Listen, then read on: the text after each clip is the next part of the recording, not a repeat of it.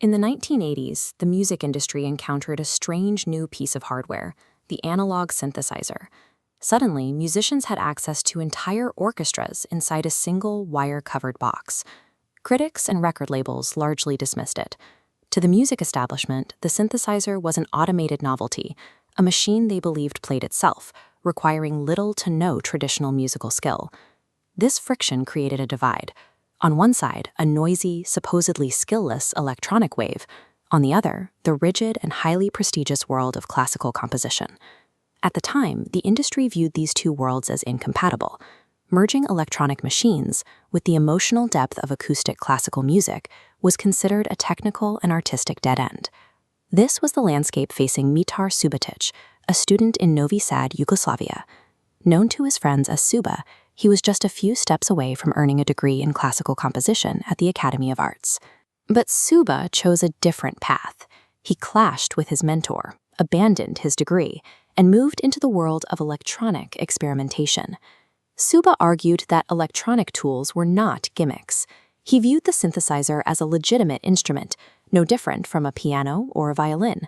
His philosophy centered on the idea of intervention.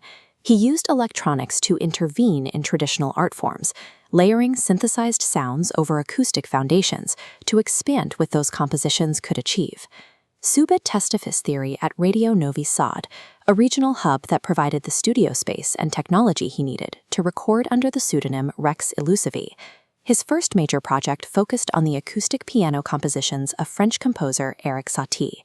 Working with pianist Branka Parlic, Suba recorded traditional interpretations of Satie's work.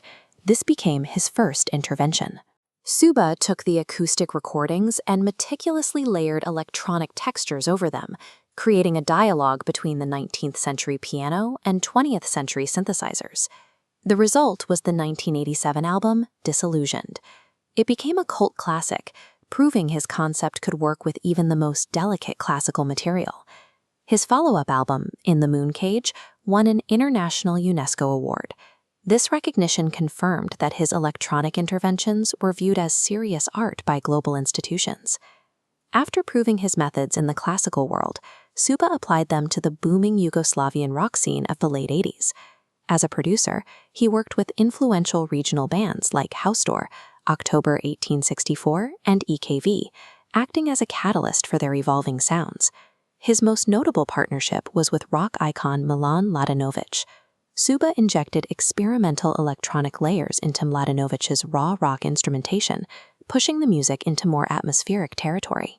By integrating synthesizers with groups like EKV, Suba demonstrated that his interventionist methods worked on a commercial scale, moving beyond the Radiolab and into the region's mainstream rock clubs. In the 1990s, Suba moved his studio to São Paulo, Brazil, entering a massive and culturally distinct music market. Much of the local music at the time was highly polished and commercial. Suba ignored the prevailing trends and applied his core philosophy to Brazilian music. For his third intervention, he took foundational Brazilian rhythms and wove them together with modern dance music, creating a hybrid sound that local collaborators called Subified. The impact was significant. He produced some of the best-selling albums in Brazil and completed a final collaboration with Milan Mladenovic, Angel's Breath, shortly before his death. In 1999, at the height of his international success, Suba died in a fire at his São Paulo recording studio.